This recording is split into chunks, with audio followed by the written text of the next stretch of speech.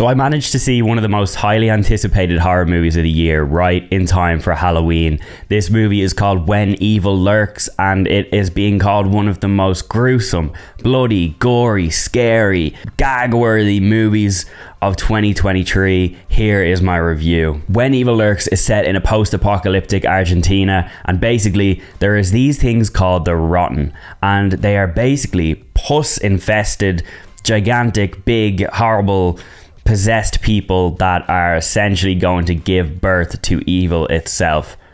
It sounds weird, doesn't it? And yeah, it is weird.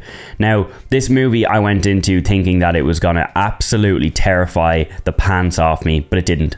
It didn't. I watched this at like 1 a.m. last night, and I usually don't do that sort of stuff because if something is scary, I will wait till it's broad daylight to watch it. But I was so excited to see this that I had to put my fears aside, and to be honest, I got through it.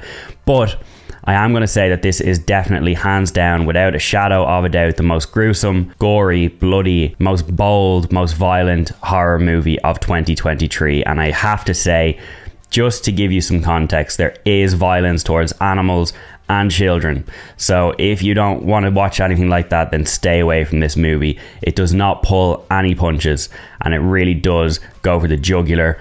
And to be honest with you, it's less kind of spooky and more just very violent, and the concept is very cool. Like, that storyline is very cool. It kind of reminded me a little bit of A Quiet Place mixed in with The Last of Us, and there were some different kind of inspirational pieces that I could sense from it, but in its own, it's definitely a unique story, and the way that things transpire and progress is pretty violent. All I'll say is that. But the storyline itself, to be honest, I didn't really connect with it, and I think the last 30 minutes in particular lost me completely. I think there is a lot of messages in this movie that children themselves are the embodiment of evil. Maybe you agree with that, or maybe you don't. I don't even know. But just some of the things that happened, I was really confused by, and I was a little bit like, I'd like to know more about what you're actually telling me about here. I think there's definitely a lot of lore that could be told about in this universe, and if they did expand on it and made sequels or spin-offs,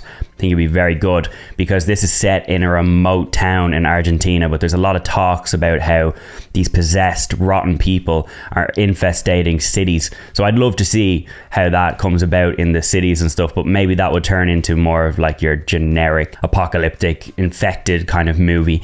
But this in itself it's definitely unique, and it's an hour and a half long. So if you have 90 minutes this Halloween, do give it a watch, because it is very interesting and something that you've probably never seen before.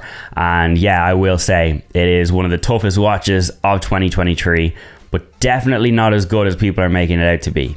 So do what you want with that information. I'm going to give it a 6.5 out of 10, 3 stars. Now, just to finish up my review, I watched this on Shudder. So I downloaded the Shudder app on my phone, and I signed up for a free trial, watched it, and then, not gonna lie, I cancelled the free trial.